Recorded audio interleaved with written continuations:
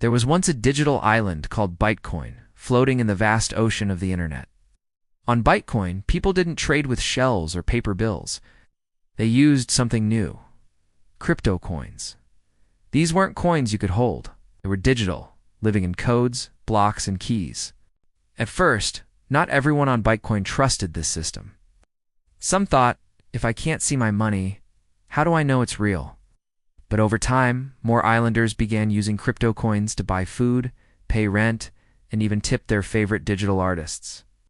On the island, every time someone made a payment, a group of digital workers called validators confirmed the trade. They didn't work in banks or offices. They used powerful machines to solve complex puzzles.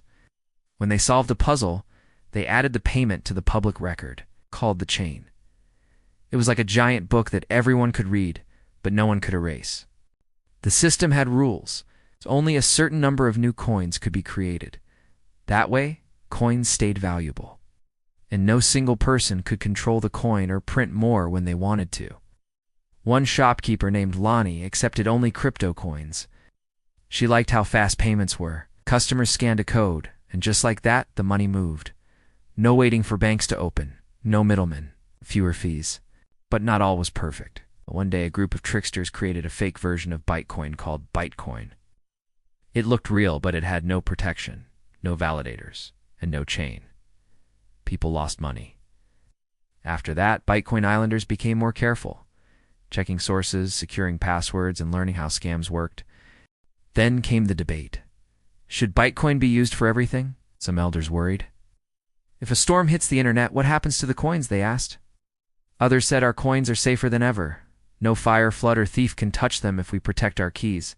So the people created backups. They stored their keys in secret digital safes. They made sure their children understood the technology. Schools taught cryptography like reading and math. New coins appeared, some with wild names, some valuable, some not. Islanders learned to research before investing. They talked about gas fees, wallets, and cold storage over dinner. What was once strange became normal. Years passed. Bytecoin grew. Visitors from other islands came to learn. Some brought their own digital coins. Bytecoin welcomed trade, but stayed cautious.